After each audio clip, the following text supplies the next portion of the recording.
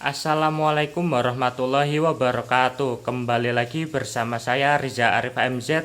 Kali ini kita akan belajar bahasa Inggris lagi.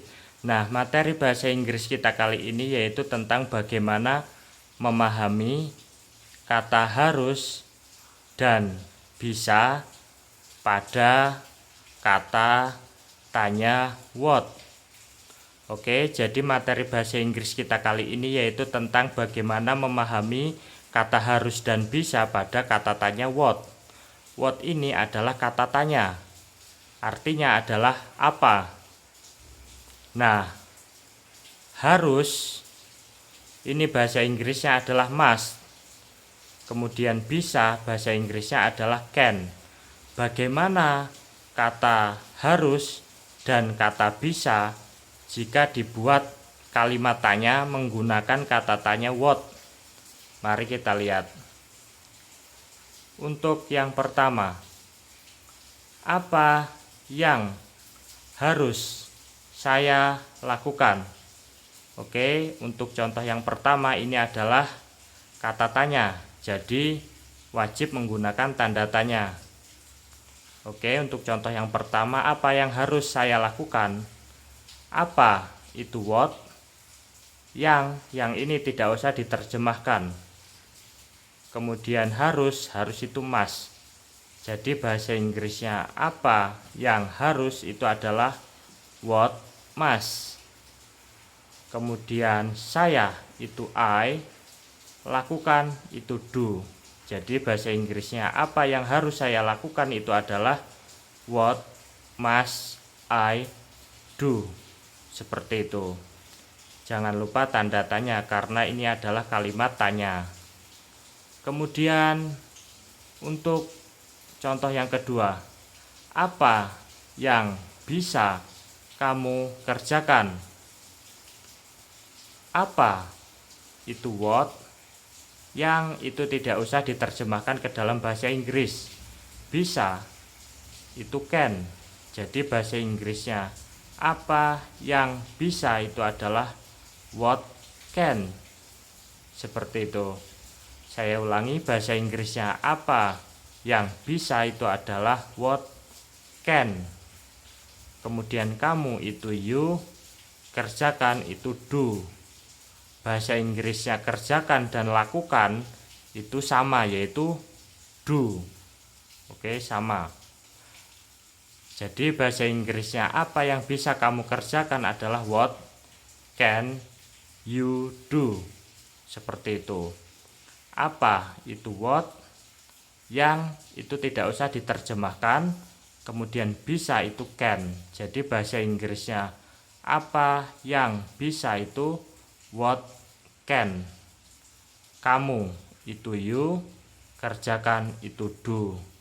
Jadi bahasa Inggrisnya apa yang bisa kamu kerjakan adalah what can you do.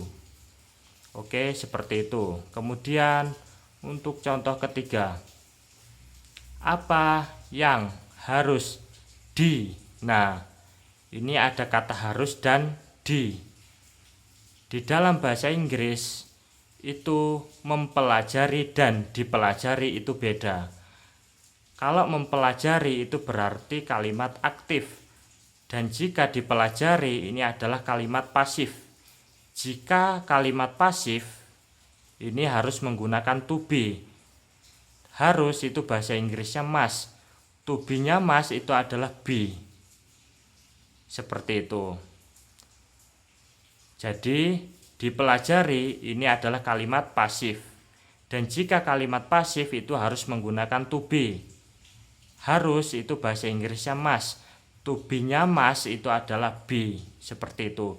Dan setelah be artinya kalimat untuk pasif itu harus menggunakan kata kerja ketiga.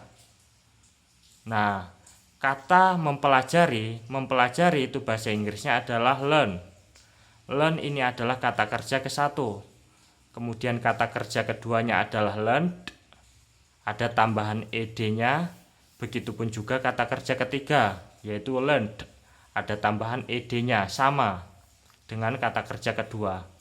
Lalu, bagaimana membedakan antara kata kerja kedua dan kata kerja ketiga di dalam kalimat ini? Yaitu dilihat dari to be-nya. Jika setelah to be itu kata kerja ketiga dan tidak boleh kata kerja kedua. Jadi, setelah to be itu harus menggunakan kata kerja ketiga, dan tidak ada di dalam bahasa Inggris setelah to be itu menggunakan kata kerja kedua. Seperti itu. Berarti ini adalah kata kerja ketiga, karena tidak mungkin setelah to be itu kata kerja kedua. Oke, seperti itu. Jadi apa itu what yang itu tidak usah diterjemahkan, harus itu must. Jadi bahasa Inggrisnya apa yang harus itu what must. D itu be, pelajari itu learned. Seperti itu. Jadi learn ini kata kerja ketiga, karena ini adalah kalimat pasif, yaitu dikenai pekerjaan, yaitu ada kata dipelajari. Kalau mempelajari itu adalah aktif, kalau dipelajari itu adalah pasif. Seperti itu. Jadi bahasa Inggrisnya harus dipelajari itu adalah must be learned. Seperti itu. Learn ini adalah kata kerja ketiga, karena kalimat pasif itu harus menggunakan kata kerja ketiga dan tidak boleh menggunakan kata kerja kedua ataupun kata kerja ke-1. Jadi bahasa Inggrisnya harus dipelajari itu must be learned. Oke. Bahasa Inggrisnya apa yang harus dipelajari itu adalah what must be learned.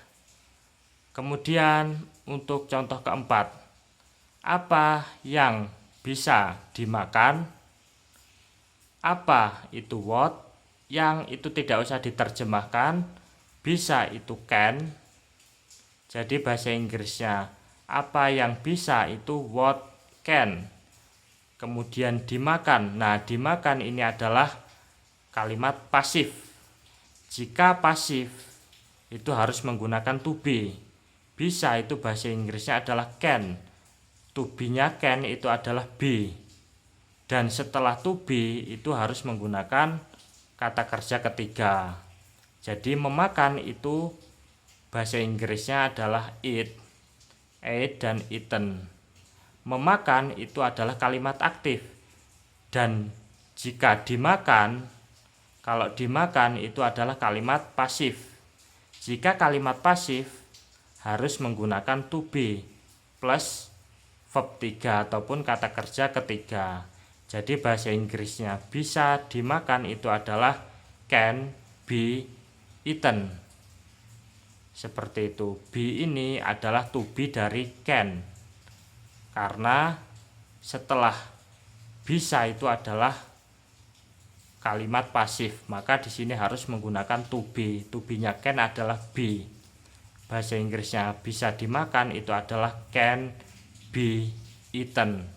Eaten ini adalah kata kerja ketiga, karena namanya kalimat pasif itu harus menggunakan kata kerja ketiga, to be plus kata kerja ketiga, seperti itu. Jadi bahasa Inggrisnya apa yang bisa dimakan adalah what can be eaten.